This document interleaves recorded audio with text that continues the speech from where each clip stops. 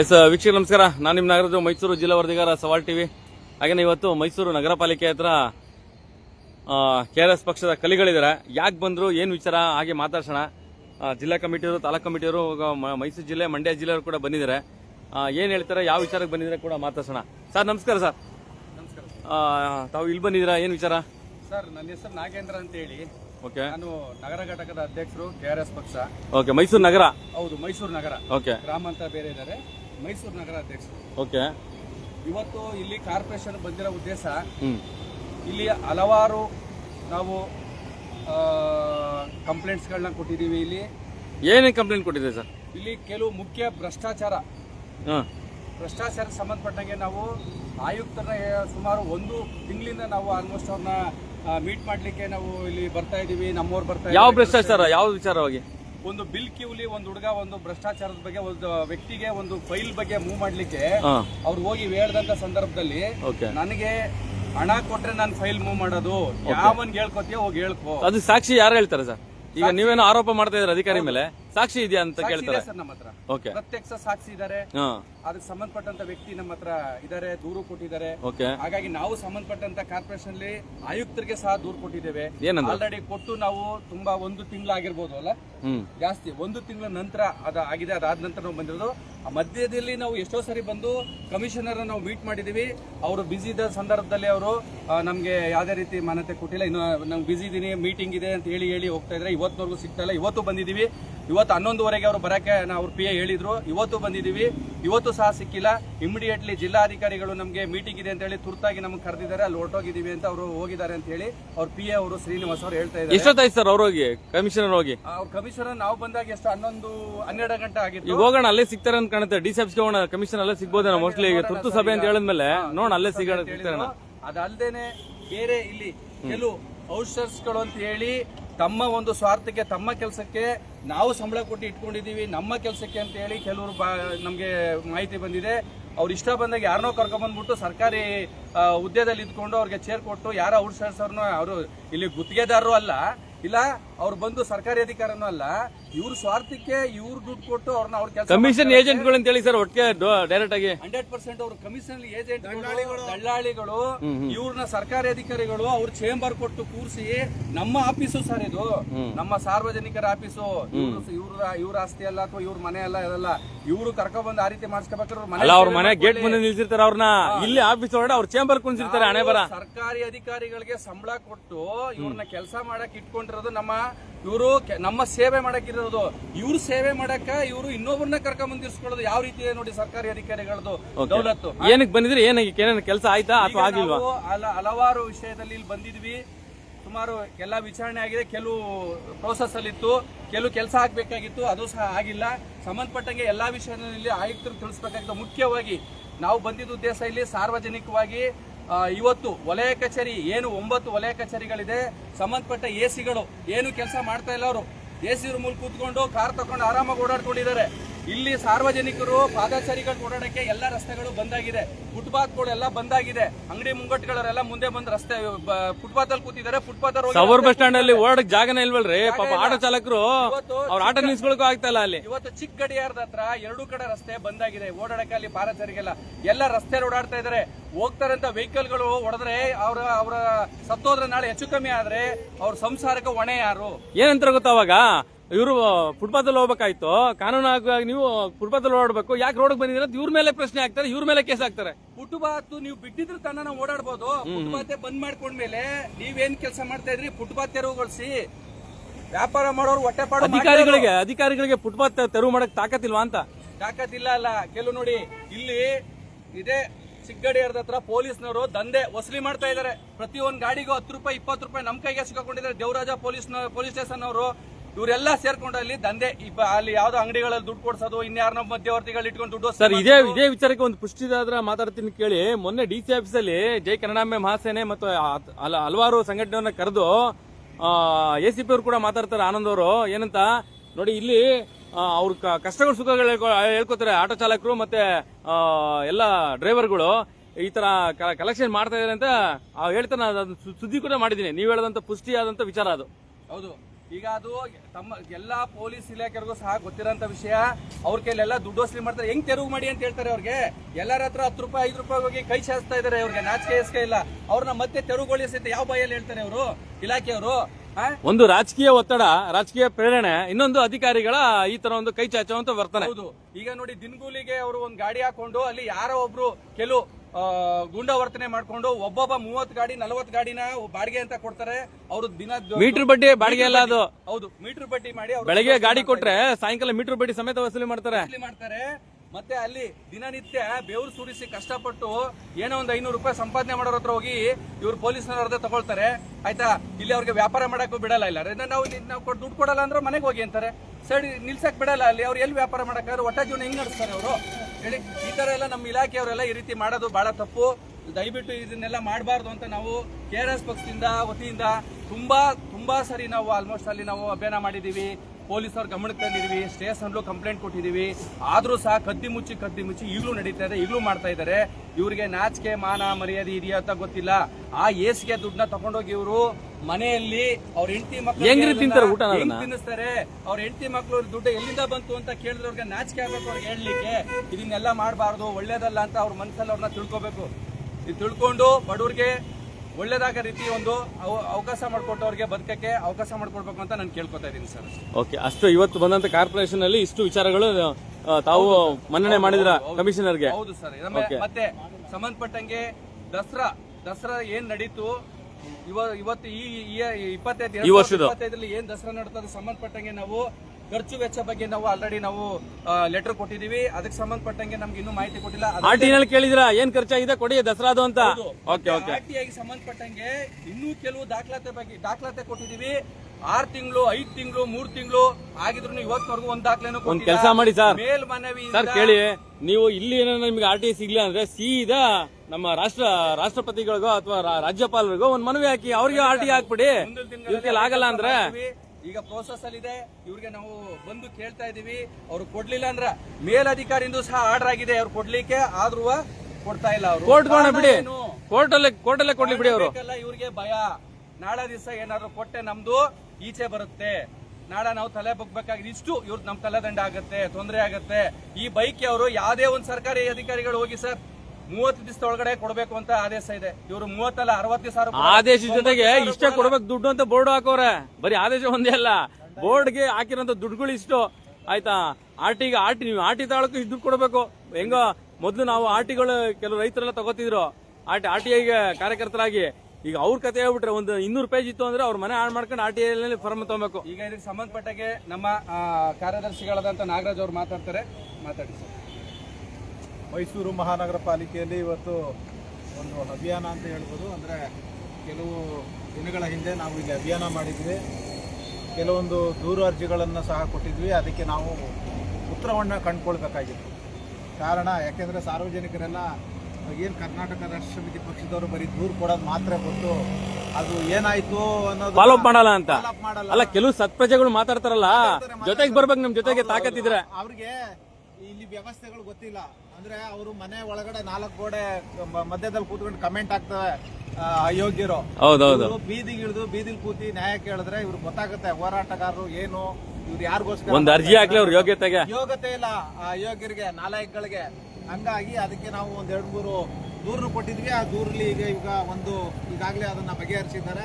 Outsource ಏನೋ ವ್ಯತ್ಯಾಸ ಆಗಿ ಇಲ್ಲಿ ಕೆಲಸ ಮಾಡ್ತಾ ಇದ್ರು ಅಂತೇಳಿ ಈಗ ಅವ್ರನ್ನ ಅಲ್ಲಿಂದ ತೆಗೆದಾಕಿದ್ದಾರೆ. ಮತ್ತು ಇನ್ನೊಂದು, ನಾವು ಸೂಕ್ತವಾಗಿ ಪಾಲಿಕೆಯ ಆಯುಕ್ತರನ್ನೇ ಖುದ್ದಾಗಿ ಮೀಟ್ ಮಾಡಬೇಕು ಮತ್ತು ಕೆಲವೊಂದು ಚರ್ಚೆಗಳನ್ನ ಮಾಡಬೇಕು ಅಂತೇಳಿ ನಾವು ಸಮಯವಂತ ನಿಗದಿ ಮಾಡಿದ್ದು ಅವರ ಪರ್ಸನಲ್ ಸೆಕ್ರೆಟರಿ ನಮ್ಗೆ ಹೇಳಿದ್ರು.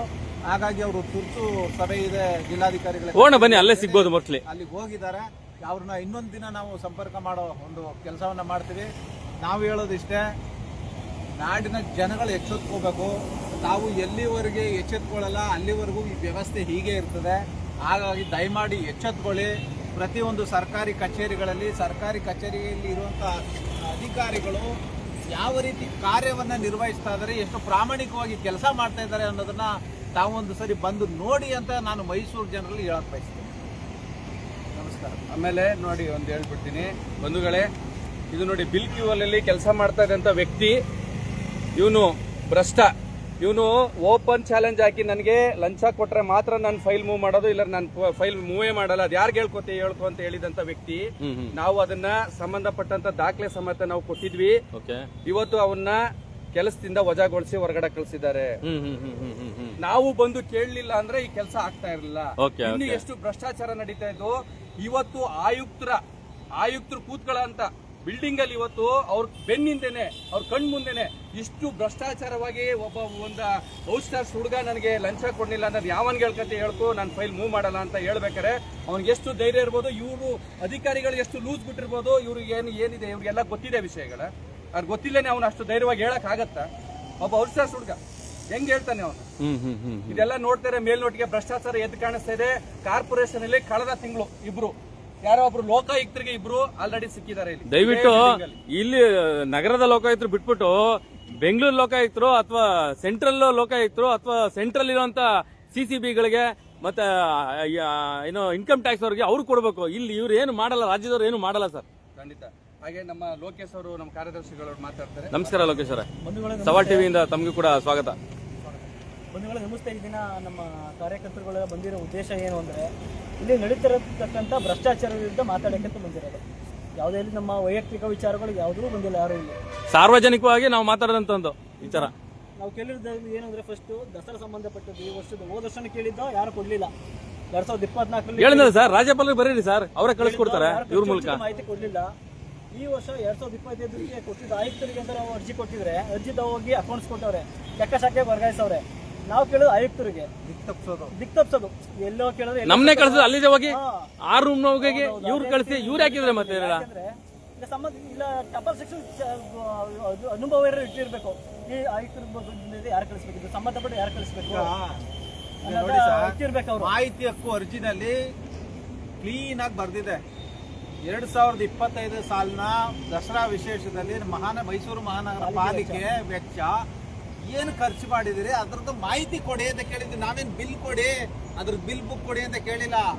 ಎಷ್ಟು ಅನುದಾನ ಬಂದಿದೆ, ಎಷ್ಟು ಖರ್ಚು ಮಾಡಿದಿರಿ, ಯಾವ್ಯಾವ್ದಕ್ಕೆ ಖರ್ಚು ಮಾಡಿದಿರಿ, ಆಡಿಟಿಂಗ್ ಕೊಡಿ ಅಷ್ಟೇ. ಆಡಿಟಿಂಗ್ ಬೇಡ ಬೇಡ. ನಮ್ಗೆ. ಯೋಜನೆ ಹೆಸರುಗಳನ್ನ ಕೊಡಿ. ಬಿಲ್ಡಿಂಗ್ ಲೈಟಿಂಗ್ಸ್, ಗುಂಡಿ ಮುಚ್ಚಿರೋದು, ಇಲ್ಲ ಫುಟ್ಪಾತ್ ಅಲ್ಲಿ ಯಾವ್ದೋ ಬಣ್ಣ ಹೊಡೆದಿರೋ ಮಾಹಿತಿ ಕೊಡಿ ಸ್ವಾಮಿ ಅಂತ ಕೇಳಿದ್ರೆ ಇವರು ಅಕೌಂಟ್ ಸೆಕ್ಷನ್ ಕಳಿಸ್ಬಿಟ್ಟು ಏನು ಗೊತ್ತಿದೆ ಅವ್ರ ಗೊತ್ತವ್ರೆ. ಇವ್ರು ಏನಂತ ಕರಿಬೇಕು ಹೇಳಿ ಮತ್ತೆ ನಾವು ತಪ್ಸೋದಲ್ವಾ ಸರ್ ಇದು ಸಾರ್ವಜನಿಕರನ್ನ? ಖಂಡಿತ. ಅದಕ್ಕೆ ಹೇಳೋದು ಇವ್ರಿಗೆ ಆಗಿಲ್ಲ ರಾಜ್ಯಪಾಲರಿಗೆ ಹಾಕಿ. ಮುಖ್ಯವಾಗಿ ಸರ್, ಒಂದು ಕಚೇರಿಯಲ್ಲಿ ಸಂಬಂಧಪಟ್ಟ ವಿಷಯ ತಿಳ್ಕೊಂಡಿರೋ ಇಟ್ಕೊಂಡಿರ್ಬೇಕು. ಅಲ್ಲ ಎಲ್ಲ ಗೊತ್ತಿರುತ್ತೆ ಆಯ್ತಾ, ನಾಟಕೀಯ ಅಷ್ಟೇ. ಗೊತ್ತಿದ್ರೆ ಅವ್ರು ಕಳಿಸ್ಬೇಕಾಗಿರ್ಲಿಲ್ಲ. ಯಾಕಂದ್ರೆ ಹೋದ್ ತಿಂಗಳು 15ನೇ ತಾರೀಕು ಹಾಕಿರೋದು, ಇವತ್ತು ತನಕ ನಾವು ಮಾಹಿತಿ ಕೇಳಕ್ಕೆ ಅಂತ ಹೋದ್ರೆ ಅಕೌಂಟ್ಸ್ ಹೋಗೈತೆ. ಅಕೌಂಟ್ಸ್ ಎಲ್ಲಿಂದ ಹೋಯ್ತದೆ? ನಾವು ಆಯುಕ್ತರಿಗೆ, ಆಯುಕ್ತರು ಕೆಳಗಡೆ ಪಟ್ಟವರು ಯಾರು? ಉಪ ಆಯುಕ್ತರು ಇಲ್ಲ ಎಕ್ಸಿಕ್ಯೂಟಿವ್ ಇಂಜಿನಿಯರ್ಗಳು. ಅವ್ರಿಗೆ ವರ್ಗಾಯಿಸಬೇಕಿತ್ತು. ಅದನ್ನ ಎಲ್ಗೋ ತಗೋಬಿಡೋದು. ನಾವು ಕೇಳೋದು ಅರ್ಜಿ ಯಾವತ್ತೋ ನಮ್ಗೆ ಸಿಗೋದು ಯಾವತ್ತೋ ಸರ್. ಇದೇ ಕಾರ್ಪೊರೇಷನ್ ಅಲ್ಲಿ ನಾನು RTI ಕೇಳಿದ್ದೀನಿ.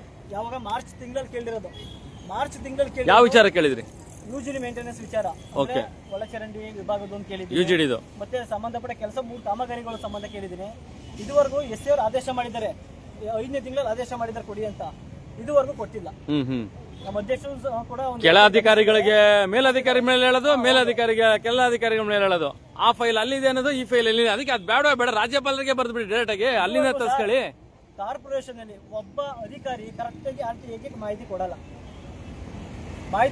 ಯಾಕೆ ಕೊಡಲ್ಲ? ಅವರು ಕರಪ್ಟ್ ಇಲ್ಲ ಅಂದ್ರೆ ಕೊಡ್ತಾರೆ, ಕರಪ್ಟ್ ಇದ್ರೆ ಯಾಕೆ ಕೊಡ್ತಾರೆ? ಅದು ನಮ್ಮ ಪ್ರಶ್ನೆ. ಅಲ್ಲ ಯಾವನ ಕೆಲವರೆಲ್ಲ ಮಾಹಿತಿ ಯಾಕೆ ಹಾಕ್ಬಿಟ್ಟು ದುಡ್ಡು ಕೇಳ್ತಾರಲ್ಲ, ಹಂಗೇನ್ ತಿಳ್ಕೊಂಡ್ಬಿಟ್ರ ನಮ್ನ.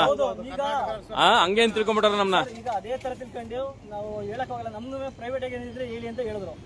ನಾನು ಪ್ರೈವೇಟ್ ಏನಿಲ್ಲ ನಾವು ಕೇಳಿದ್ರೆ ಮಾಹಿತಿ ಕೊಡಿ ಅಷ್ಟೇ. ಇಲ್ಲ ಇಷ್ಟು ದಿನ ನಿಮ್ಗೆ ಏನ್ ಪ್ರೈವೇಟ್ ಅಂದ್ರೆ ಮನೆ ಬರ್ಕೊಡ್ತಿದ್ನಾ ಅವಕಾಶ ಅಧಿಕಾರಿ? ಇಷ್ಟು ದಿನ ಅವಕಾಶ ಕೊಟ್ಟಿದ್ದೀವಿ, ಕೊಟ್ರೆ ಕೊಡಿಲ್ಲ, ಆಯೋಗ ಕೇಳ್ತೀವಿ ಅಂತ ಕೇಳಿದೀವಿ. ಇದುವರೆಗೂ ಯಾವುದೇ ತರ ಮಾಹಿತಿ ಕೊಟ್ಟಿಲ್ಲ, ಮುಂದೆ ಕೊಡೋದಿಲ್ಲ ಇವರು. ಹಾಗಾಗಿ ಬಂಧುಗಳೇ, ಈಗ ನಾವು ಏನ್ ಹೇಳಿದೀವಿ ತಾವು ಎಲ್ಲ ವೀಕ್ಷಕರೇ ನಾವು ನೋಡ್ತಾ ಇದೀರಿ, ತಾವು ಅಂದ್ಕೊಂಡಿದ್ದೀನಿ. ಇವತ್ತು ಭ್ರಷ್ಟಾಚಾರ ಸರ್ಕಾರಿ ಅಧಿಕಾರಿಗಳು ಎಷ್ಟು ಮಾಡ್ತಾ ಇದ್ದಾರೆ, ಸರ್ಕಾರದಲ್ಲಿ ಎಷ್ಟು ಭ್ರಷ್ಟಾಚಾರ ನಡೀತಾ ಇದೆ, ಮೇಲೆ ಸರ್ಕಾರ ಒಂದು ಶಿಸ್ತುಬದ್ಧವಾಗಿ ಕೆಲಸ ಮಾಡಿದ್ರೆ ಇವತ್ತು ಕೆಳಗಡೆ ಅಂತ ಇರೋಂಥ ಅಧಿಕಾರಿಗಳು ಶಿಸ್ತುಬದ್ಧವಾಗಿ ಕೆಲಸ ಮಾಡ್ತಾ ಇದ್ರು. ಇವತ್ತು ತೊಂದರೆ ಆಗ್ತಾ ಇರೋದು ಇವತ್ತು ಸಾರ್ವಜನಿಕರಿಗೆ. ನೀವು ಸಾರ್ವಜನಿಕರು ಅರ್ಥ ಮಾಡ್ಕೋಬೇಕು. ಈಗ ಎಲೆಕ್ಷನ್ ನಿಮ್ಮ ಹತ್ರ ಬರ್ತಾ ಇದೆ. ಈಗ ನಮ್ಗೆ ಸ್ಥಳೀಯ ಎಲೆಕ್ಷನ್ಗಳೆಲ್ಲ ಅನೌನ್ಸ್ ಮಾಡ್ತಾರೆ ಡಿಸೆಂಬರ್ಲೆಲ್ಲ. ದಯವಿಟ್ಟು ಅರ್ಥ ಮಾಡ್ಕೊಳ್ಳಿ. ನೀವು ವೋಟ್ ಹಾಕುವಾಗ 1 ನಿಮಿಷ ಯೋಚನೆ ಮಾಡಿ, ಒಳ್ಳೆಯವ್ರನ್ನ ಆರಿಸ್ಕೊಳ್ಳಿ. ಇವತ್ತು ದುಡ್ಡು, ಹೆಂಡ, ಬಿರಿಯಾನಿ, ಸೀರೆ, ಕುಕ್ಕರು ದಯವಿಟ್ಟು ಯಾವ ಶಾಶ್ವತ ಅಲ್ಲ. ನಾಳೆ ನಿಮ್ಮ ಮಕ್ಕಳಿಗೆ ಕಟ್ಟಿಟ್ಟ ಬುತ್ತಿ ಇದು. ನಾಳೆ ನಮ್ಮ ಮಕ್ಕಳು ಇಲ್ಲಿ ಬದುಕಕ್ಕಾಗಲ್ಲ, ಬಹಳ ಸುಲಿಗೆ ಆಗುತ್ತೆ. ದಯವಿಟ್ಟು ಅರ್ಥ ಮಾಡ್ಕೊಳ್ಳಿ. ಒಳ್ಳೆಯವ್ರನ್ನ ಆರಿಸ್ಕೊಳ್ಳಿ. ವೋಟ್ ಹಾಕ್ಬೇಕಾದ್ರೆ ದಯವಿಟ್ಟು ಒಳ್ಳೆಯವ್ರನ್ನ ಆರಿಸ್ಕೊಳ್ಳಿ. 5 ನಿಮಿಷ ಯೋಚನೆ ಮಾಡಿ ವೋಟ್ ಹಾಕಿ. ಇವತ್ತು ಇಡೀ ಕರ್ನಾಟಕದಲ್ಲಿ KRS ಕರ್ನಾಟಕ ರಾಷ್ಟ್ರ ಸಮಿತಿ ಪಕ್ಷ, ರವಿಕೃಷ್ಣ ರೆಡ್ಡಿ ಅವರು ಕಟ್ಟಿದಂತ ಪಕ್ಷ ಇವತ್ತು ಕರ್ನಾಟಕದಲ್ಲಿ ಯಾವ ರೀತಿ ಕೆಲಸ ಮಾಡ್ತಾ ಇದೆ ಅಂತ ತಮ್ಗಳಿಗೆಲ್ಲ ಗೊತ್ತಿದೆ ಬಂಧುಗಳೇ. ನಾವು ಇಷ್ಟು ನಿಷ್ಠೆಯಿಂದ ಕೆಲಸ ಮಾಡ್ತಿರೋ ನಮ್ಮನ್ನು ದಾರಿ ತಪ್ಸಕ್ ನೋಡ್ತಾರೆ ಅಧಿಕಾರಿಗಳು. ಸಾರ್ವಜನಿಕರು ಮಳವಳ್ಳಿ ಇನ್ಸಿಡೆಂಟ್ ಮಾತಾಡೋಣ. ಇಲ್ಲೇ ಇದ್ರೆ ಮಳವಳ್ಳಿಯವರು, ಮಳವಳ್ಳಿನಲ್ಲಿ ನೋ ಪಾರ್ಕಿಂಗ್ ಬೋರ್ಡ್ ಇಲ್ಲ. KSRTC ಮೇಂಟೈನ್ ಮಾಡುವಂತ ನೋ ಪಾರ್ಕಿಂಗ್ ಮೇಂಟೈನ್ ಮಾಡುವಂತದ್ನ ಪೊಲೀಸ್ ಇಲಾಖೆ ಬಂದು ಧಮಕಿ ಹಾಕ್ತಾರೆ. ಅದು KRS ಪಕ್ಷ ಟಿ ಶರ್ಟ್ ನೋಡಿ. ಇದಕ್ಕಿಂತ ನಾಚಿಕೆ ಆಗೋ ಕೆಲಸ ಇನ್ನೇನ್ ಬೇಕು? ಇವತ್ತು ಪೊಲೀಸ್ ಅವ್ರಿಗೆ ಹೇಳ್ಬೇಕು ಅಂತಂದ್ರೆ, ಇವತ್ತು ಎಲ್ಲಿ ಮಾಧ್ಯಮದಲ್ಲಿ ನೋಡಿ, ಎಲ್ಲಿ ನೋಡಿ ಎಲ್ಲಾ ಕಡೆನೂ ಬರೀ ಲಂಚ ಲಂಚ ಲಂಚ. ಎಲ್ಲಿ ನೋಡಿ ಅಲ್ಲಿ ಲಂಚ ತಕೊಂಡ್ರು, ಇಲ್ಲಿ ಲಂಚ ತಕೊಂಡ್ರು, ಇಲ್ಲಿ ರಿಯಲ್ ಎಸ್ಟೇಟ್ ನ ಬಾಂಬೆ ನಡುತ್ತು, ಅಲ್ಲಿ ನಡುತ್ತು. ಇದೇ ಮಾಧ್ಯಮದಲ್ಲಿ ಪೊಲೀಸ್ನವ್ರದ್ದು ತುಂಬಾ ರಾಬರಿ ಆಗ್ಬಿಟ್ಟಿದೆ.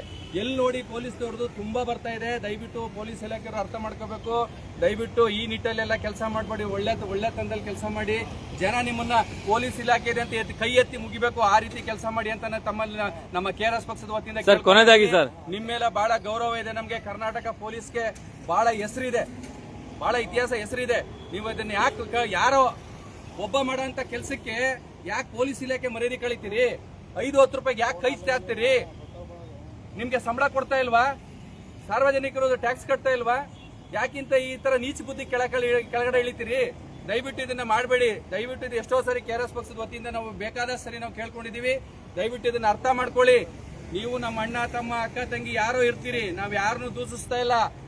ನಡೀತಾರಂತ ಈ ವ್ಯವಸ್ಥೆ ಈಗ ಮಾಡಿಟ್ಟಿದಿರಲ್ಲ, ಅದನ್ನ ದಯವಿಟ್ಟು ಮಾಡಬೇಡಿ ಅನ್ನೋದನ್ನ ನಾವು ಕೇಳ್ತಾರೆ. ಕೊನೆಯದಾಗಿ ಈಗ ಬೆಂಗಳೂರಿನಲ್ಲಿ GBA ಒಂದು ಕರಪ್ಷನ್ ಎಲ್ಲಾ ಕಡೆ ಸೋಷಿಯಲ್ ಮೀಡಿಯಾ ಬರ್ತಾ ಇದೆ. ಯಾವುದು ಕಸ ಗುಡ್ಸೋಂತ ಯಂತ್ರೋಪಕರಣಗಳ ಮೇಲೆ ಎಂತ ನಾಚಿಕೆರ್ರಿ ಇದು. ಅಲ್ಲ, ಲೈವ್ ಅಲ್ಲಿ ಒಬ್ಬ ಲಾಯರ್ ಉಗಿತಾರೆ, ಒಬ್ಬ ವ್ಯಕ್ತಿ ಉಗಿತಾರೆ ಅಂದ್ರೆ ಅವನ ಮೇಲೆ ಆಕ್ಷೇಪ ತಗೊಳಕ್ ಆಗ್ತಿಲ್ಲ. KRS ಪಕ್ಷದವ್ರೇನೋ ಒಂದು ಸಣ್ಣ ವಿಚಾರ ಕೇಳಿದಾಗ, ಅದು ಅಧಿಕಾರಿಗಳ ವಿಚಾರ ಕೇಳಿದಾಗ ನಮ್ಮ ಮೇಲೆ ನಮ್ಮ ಟಿ ಶರ್ಟ್ ಕಂಡ್ರೆ ಆಗಲ್ಲ, ನಮ್ಮ ಪಕ್ಷದವ್ರ ಕಂಡ್ರೆ ಆಗಲ್ಲ. ಇವ್ರಿಗೆ ಮಾದನಾಯಕನಹಳ್ಳಿಲಿ ಅವತ್ತಿನ ದಿನ ಯಾರೋ ರೈತರು ಮಧ್ಯವರ್ತಿ ಗುಂಡಗಳು ರೈತರಿಗೆ ಹೋಗಿ ತೊಂದರೆ ಕೊಡ್ತಿರಂತ ವಿಷಯನ ನಮ್ಮವ್ರು ಹೋಗಿ, ನಮ್ಮ ರವಿ ಯಾಣಗೆರೆ ಅಂತ ಅವ್ರ ಟೀಮ್ 4-5 ಜನ ಹೋಗಿ ಸ್ಟೇಷನ್ ಹತ್ರ ಏನಾಗಿದೆ ಅನ್ನೋದನ್ನ ವಿಚಾರಣೆ ಮಾಡಕ್ ಹೋಗಿದ್ರೆ, ಇವತ್ತು ಅವ್ರನ್ನ ಹಿಡಿದು ಹೊಡೆದು ಎಲ್ಲಾ ಮಾಡಿ ನಮ್ಮ ಸಸ್ಪೆಂಡ್ ಆದ್ರಲ್ರಿ. ಅದಕ್ಕಿಂತ ನಾಚಿಕೆ ಮನೆ ಮರ್ಯಾದೆ ಬಾಕಿ ಅವ್ರಿಗೆ. ಇವ್ರಿಗೆ ಇಷ್ಟೆಲ್ಲ ಮಾಡ್ತಾ ಇದಾರಲ್ಲ, ಯಾರು ಇಷ್ಟೊಂದೆಲ್ಲ ಈ ರೀತಿ ಮಾಡೋ ಒಂದು ಅಧಿಕಾರನ ಇವತ್ತು ಸಾರ್ವಜನಿಕರಿಗೆ ನಾವು ಮಾಡ್ತಾ ಇರೋ ಸರಿ ಇದೆಯೋ ಇಲ್ವೋ ಅನ್ನೋದು ಯೋಚನೆ ಮಾಡೋ ಅಷ್ಟು ಶಕ್ತಿ ಇಲ್ವಾ ಇವ್ರಿಗೆ? ಸಸ್ಪೆಂಡ್ ಅನ್ನೋದು ನಾಟಕೀಯ ಕರಗತ. ಅದು ಖಂಡಿತ ನಮಗೆ ಸಸ್ಪೆಂಡ್ ಎಲ್ಲ ಬೇಕಾಗಿರೋದು. ಅವನು ವಜಾ ಆಗಬೇಕು ಸೇವೆಯಿಂದ. ಅವನಿಗೆ ಸಂವಿಧಾನದ ಅಡಿನಲ್ಲಿ ಕೆಲಸಕ್ಕೆ ಸೇರೋದಕ್ಕೂ ಮೊದಲು ಎಲ್ಲಾ ತಿದ್ದುಪಡಿಗಳನ್ನ, ಕಾನೂನು ಕಡತಗಳನ್ನ ಓದ್ಕೊಂಡು ಅವನು ಕೆಲಸಕ್ಕೆ ಸೇರಿರ್ತಾನೆ. ಟ್ರೈನಿಂಗ್ ಬೇರೆ ಲಕ್ಷಾಂತರ ರೂಪಾಯಿ ಖರ್ಚು ಮಾಡಿ ಅವ್ರಿಗೆ ಅವ್ರ ಟ್ರೈನಿಂಗು ನಮ್ಮ ಹಣ ಕೊಟ್ಟು ಅವ್ರಿಗೆ ಟ್ರೈನಿಂಗ್ ಕೊಟ್ಟು, ವಿಶೇಷ ಕಾರು, ಡೀಸೆಲ್, PA ಎಲ್ಲ ಕೊಟ್ಟು ಅವ್ರಿಗೆ ಕ್ವಾರ್ಟರ್ಸ್ ಕೊಟ್ಟು ಮಾಡಿರ್ತೀವಿ. ಅಂದ್ರೆ ಇವರು ಜನಗಳಿಗೆ ಬಂದು ಅವ್ರನ್ನ ನಾವು ಸಸ್ಪೆಂಡ್ ಮಾಡಿದೀವಿ. ಸಸ್ಪೆಂಡ್ ಮಾಡಿದ್ರೆ ಏನಾಗುತ್ತೆ? 6 ತಿಂಗಳು ಅರ್ಧ ಸಂಬಳ ಕೊಡ್ತೀರಿ, ಮತ್ತೆ ಅವ್ನು 6 ತಿಂಗಳಾದ್ಮೇಲೆ ಅದೇ ಕಚೇರಿಲ್ಲ, ಇಲ್ಲಿಲ್ಲ, ಬೆಂಗಳೂರು ಬೇರೆ ಇಲಾಖೆಗೆ ಸೇರ್ಕೋತಾರೆ ಸರ್. ಬೇರೆ ಇಲಾಖೆ ಸೇರ್ಕೋತಾರೆ. ಕೆಲಸ ಇದಾಗಬಾರ್ದು. ಆಮೇಲೆ ವಿಶೇಷವಾಗಿ ನಾನು ಸಾರ್ವಜನಿಕರಲ್ಲಿ ಹೇಳೋದು, ಒಂದ್ ಅಂಗಡಿಗೆ ಹೋಗಿ ಒಂದು ಪೆನ್ ತಗೊಂಡ್ರೆ ನೀವು 10 ರೂಪಾಯಿ ಕ್ವಶನ್ ಮಾಡಿ ಕೇಳ್ತೀರಿ. ಇಲ್ಲ, ಕ್ವಶನ್ ಮಾಡಲ್ಲ ಸರ್. ಕ್ಯಾಪ್ ತೆಗೆದ್ಬಿಟ್ಟು ಕೈ ಮೇಲೆ ಬರೀತಾರೆ, ಪೇಪರ್ ಮೇಲೆ ಬರೀತಾರೆ, ಈ ಪೆನ್ ಬರೀತದೋ ಇಲ್ವೋ ಅಂತ. ನಾವು ಹಾಕೋ ಮತದಾನ, ಬಾಬಾ ಸಾಹೇಬ್ ಅಂಬೇಡ್ಕರ್ ಕೊಟ್ಟಿರೋ ಮತದಾನನ ಯಾವ ಅಯೋಗ್ಯನಿಗೆ ಹಾಕ್ಬೇಕು, ಯೋಗ್ಯನಿಗೆ ಹಾಕ್ಬೇಕು ಅಂತ ನಾವ್ ಯಾಕೆ ಯೋಚನೆ ಮಾಡಲ್ಲ? ನಾವ್ ಹೇಳೋಂಥದ್ದು 10 ರೂಪಾಯಿ ಕೊಟ್ಟು ನೀನು ಪೆನ್ ಬರ್ದು ನೋಡ್ತೀಯ, ಅಲ್ಲ ಅಷ್ಟು ದೂರ ಹೋದ್ಮೇಲೆ ಪೆನ್ ಬರೀನಿಲ್ಲ ಅಂದ್ರೆ ಇವ್ನು ವಾಪಸ್ ತಗೊಳ್ಳಲ್ಲಪ್ಪ ಅಂತ. ಇಡೀ ನಮ್ ಭವಿಷ್ಯ ಬರೆಯೋನು, ನಮ್ಮ ದೇಶದ ಭವಿಷ್ಯ ನಿರ್ಧರಿಸುವಂತ ವ್ಯಕ್ತಿನ ನಾವ್ ಯಾರನ್ನ ಆಯ್ಕೆ ಮಾಡ್ಬೇಕು ಅನ್ನೋದ್ ಸಾರ್ವಜನಿಕರು ಯಾಕೆ ಅರ್ಥ ಮಾಡ್ಕೊಳ್ಳಲ್ಲ ಅನ್ನೋದು ನನ್ನ ಪ್ರಶ್ನೆ. ಹಂಗಾಗಿ ಕೊನೆಯದಾಗಿ ಸರ್, GBA ಹಗರಣ ಏನ್ ಹೇಳ್ತೀರಾ? ಇವತ್ತೆಲ್ಲ ಸೋಷಿಯಲ್ ಮೀಡಿಯಾ ಅರ್ಧ GBA ನೇರ DK ಶಿವಕುಮಾರ್ನ ಹೊಣೆ ಮಾಡ್ತಾ ಇದಾರೆ. ಸಾರಿ ನೋಡಿ, ಕಾಂಗ್ರೆಸ್ ಅವರು BJP ಅವ್ರ ಮೇಲೆ, BJP ಅವರು JDS ಅವ್ರ ಮೇಲೆ, ಇವರಿಬ್ರು ಸೇರ್ಕೊಂಡು ಅವ್ರ ಮೇಲೆ ನೋಡಿ, ಇವರೆಲ್ಲ ಒಂದೇ. ನಮ್ಮ ಗೌರವಾಧ್ಯಕ್ಷರು ಹೇಳ್ತಾರೆ, ಇವರು 3 ಜನನು ಒಂದು ತಲೆ, ಅದು ದೇಹ ಒಂದೇ 3 ತಲೆ. ಆತರ ಇವರು ಜನರನ್ನ ಮಂಗೆ ಮಾಡ್ತಾ ಇದಾರೆ. ಜನಗಳಿಗೆ ಇವನ್ ಹೋದ್ರೆ ಅವ್ನ್ ಕ್ಯಾಟಗರಿ ಹೆಚ್ಚಿಸ್ಕೋಬಹುದೇನೋ, ಅವ್ನ್ ಹೋದ್ರೆ ಇವನ್ ಕ್ಯಾಟಗರಿ ಹೆಚ್ಚಿಸ್ಕೋಬಹುದೇನೋ ಅಂತ. ಇಲ್ಲಿ ಏನು ಬದಲಾವಣೆ ಆಗಲ್ಲ. ಬದಲಾವಣೆ ಆಗ್ಬೇಕಾರೆ ನಮ್ ಜನ ಬದಲಾವಣೆ ಆಗ್ಬೇಕು. ನಾವು ಬದಲಾವಣೆ ಆಗ್ಬೇಕು, ಜನರು ಬದಲಾವಣೆ ಆಗ್ಬೇಕು, ಭ್ರಷ್ಟಾಚಾರ ನಿಲ್ಬೇಕು. ಇದಾದ್ರೆ ಮಾತ್ರ ನಾವು ಯಶಸ್ಸನ್ನ ಸಾಧ್ಯ ಮಾಡಲಿಕ್ಕೆ ಸಾಧ್ಯ ರಾಜ್ಯದಲ್ಲಿ. ಇಲ್ಲ ಅಂದ್ರೆ ಇದು ಯಾವುದೋ ಒಂದು ನೇಪಾಳನೋ ಮತ್ತೆ ಬಾಂಗ್ಲಾನೋ ಶ್ರೀಲಂಕಾನೋ ಈ ಥರ ಆಗಿ ಎಲ್ಲ ಒಂದು ದಿವಸ ನಾಶ ಆಗೋದ್ರಲ್ಲಿ ಎರಡು ಮಾತಿಲ್ಲ ಸರ್. ಇದು ಈಗ ಏನಂತಂದ್ರೆ ನೋಡಿ ಸರ್, ನೀವು ಹೇಳಿದ್ರೆ ಈಗ ಈ ಮೂರು ಪಕ್ಷಗಳು ಏನಾಗಿದೆ ಅಂದ್ರೆ ಅವ್ರ ಮೇಲೆ ಕಾಂಗ್ರೆಸ್ ಅವರು ಬಿಜೆಪಿ ಅವ್ರ ಮೇಲೆ ಹೇಳೋದು, ಬಿಜೆಪಿ ಅವರು ದಳದವ್ರ ಮೇಲೆ ಹೇಳೋದು, ಒಟ್ಟಾಸಿ ಮೂರು ಜನ ಹೇಳ್ಕೊಂಡು ಯಾರೇ ಹೋಗ್ಲಿ ಯಾರೇ ಬಿಡ್ಲಿ ನಾವೇ ಬರೋದು. ಯಾರ 3 ಜನರು ಒಬ್ರು ಬರ್ತಾರೆ, ಇವ್ರು ಅಡ್ಜಸ್ಟ್ಮೆಂಟಿಂಗ್ ಆಮೇಲೆ ಚೇಂಜ್ ಆಗ್ಬಿಡ್ತಾರೆ, ಪಕ್ಷನೇ ಚೇಂಜ್ ಆಗ್ಬಿಡ್ತಾರೆ. ಈಗ ನೋಡಿ ಎಲ್ಲ ಕುದುರೆ ಆಟ. ಹೌದು, ಇಲ್ಲ ಈ ರೀತಿ ಇವರು ಅವ್ರವ್ರೇನೆ ತೀರ್ಮಾನ ಮಾಡ್ಕೊಂಡಿದ್ರೆ ಯಾರು ಬರಲ್ಲ. ಇಲ್ಲಿ ನಾವು 3 ಜನ, ನಾವು ನಿನ್ ಮೇಲೆ ಹೇಳ್ತೀನಿ, ನೀನ್ ನನ್ ಮೇಲೆ ಹೇಳು. ಈ ವರ್ಷ ನಾನ್ ಬರ್ತೀನಿ, ನೆಕ್ಸ್ಟ್ ಎಲೆಕ್ಷನ್ ನೀ ಬರ್ತೀಯ. ಈಗ ನಾನ್ ಹೆಲ್ಪ್ ಮಾಡ್ತೀನಿ, ನೆಕ್ಸ್ಟ್ ನಾನ್ ನಿನ್ಗೆ ಹೆಲ್ಪ್ ಮಾಡು. ಇಷ್ಟೇ ಇವ್ರದ್ದು. ನಮ್ ಜನ ಅರ್ಥ ಮಾಡ್ಕೋಬೇಕು. ಅಡ್ಜಸ್ಟ್ಮೆಂಟಿಂಗ್ ಸರ್ಕಾರ ಇದು. ನಮ್ ಜನ ಅರ್ಥ ಮಾಡ್ಕೋಬೇಕು. ನಾವ್ ಯಾವ ಅಯೋಗ್ಯರನ್ನ ಈ ರೀತಿ ಆಚೆ ಇಡ್ಬೇಕು, ನಾವು ಒಳ್ಳೆಯವ್ರನ್ನ ಆರಿಸ್ಕೋಬೇಕು ಅಂತ ಜನ ಅರ್ಥ ಮಾಡ್ಕೋಬೇಕು. ಜನಸಾಮಾನ್ಯರು ನೇರವಾಗಿ ಹೇಳ್ತಾ ಇದೀನಿ, ಅವರು ಸರಿ ಆದ್ರೆ ರಾಜಕೀಯ ಸರಿ ಆಗತ್ತೆ. ಜನ ಸರಿ ಹೋಗ್ಲಿಲ್ಲ, ರಾಜಕೀಯ ಯಾವತ್ತೂ ಸರಿ ಹೋಗಲ್ಲ. ಸಾರಿ ನಮ್ KRS ಪಕ್ಷದ ವತಿಯಿಂದ ನಾವು ಎಲ್ಲಾ ರೀತಿನೂ ಹೇಳ್ತಾನೆ ಇದೀವಿ. ದಯವಿಟ್ಟು ಜನಸಾಮಾನ್ಯ ಅರ್ಥ ಮಾಡ್ಕೊಳ್ಳಿ ಅಷ್ಟೇ. ನಾವು ಇದನ್ನ ಇಲ್ಲಿ ತನಕ ನಾವು ಎಲ್ಲ ವೀಕ್ಷಕರಿಗೂ ನೋಡ್ತಾ ಇದೀರಿ ಅನ್ಕೊಂಡಿದೀನಿ. ಇವತ್ತಿನ ತನಕ ಇವತ್ತು ಏನ್ ನಾವು ಮಾತಾಡಿದೀವಿ ಇದೆಲ್ಲ ದಯವಿಟ್ಟು ಮನದಟ್ಟು ಮಾಡ್ಕೊಳ್ಳಿ. ಈ ರೀತಿ ಮುಂದಿನ ದಿನಗಳಲ್ಲಿ ನೀವು ಏನ್ ಕೆಲಸ ಕಾರ್ಯಗಳನ್ನ ಮಾಡ್ತಾ ಇದೀರಿ ಅದನ್ನ ಯೋಚನೆ ಮಾಡಿ ಒಳ್ಳೇದಾಗ್ಲಿ. ಜೈ KRS. ಕರ್ನಾಟಕ ರಾಷ್ಟ್ರ ಸಮಿತಿ ಪಕ್ಷಕ್ಕೆ KRS ಪಕ್ಷಕ್ಕೆ, KRS ಪಕ್ಷಕ್ಕೆ, KRS ಪಕ್ಷದ ಸೈನಿಕರಿಗೆ. ವೀಕ್ಷಕರು ತಾವೇನ್ ನೋಡ್ತಾ ಇದ್ದೀರಾ, ಇದು KRS ಪಕ್ಷದ ಸವಾಲು ಅಹವಾಲು ಮತ್ತೆ ಎಲ್ಲ ಕೂಡ ತಾವು ಇಷ್ಟದವ್ರು ಕೇಳಿದ್ರಿ. ನಾನು ಕೂಡ KRS ಪಕ್ಷದ ಬನ್ನೂರು ಹೋಬಳಿ ಉಪಾಧ್ಯಕ್ಷನಾಗಿ ಕೂಡ ನಾನು ಜೊತೆಗೆ ಕೈ ಜೋಡಿಸಿದ್ದೆ. ಇವತ್ತು ಎಂತ ಮಹಾನಗರ ಪಾಲಿಕೆ ಮೈಸೂರು ಒಂದು ಎಷ್ಟೇನೆಲ್ಲ ಭ್ರಷ್ಟನ ಕೆಲವನ್ನೆಲ್ಲ ಒಡೆದಾಚ್ಕಾಕಿ ಅನ್ನೋದ ಒಂದು ವಿಚಾರ, ಅವ್ರನ್ನ ರಿಸೈನ್ ಮಾಡಿ ಅನ್ನೋ ವಿಚಾರನ ಕೂಡ ಮಾತಾಡಿರುವಂಥದ್ದು. ಹಾಗಾಗಿ ತಾವೇನು ನೋಡ್ತಾ ಇದ್ದೀರಾ, ಇಷ್ಟು KRS ಪಕ್ಷದ ಕಲ್ಲಿಗೂ ಕೂಡ ಇವತ್ತು ಇಲ್ಲಿ ನ್ಯಾಯನ ಕೇಳುವಂತಕ್ಕೆ ಬಂದಿರುವಂಥದ್ದು.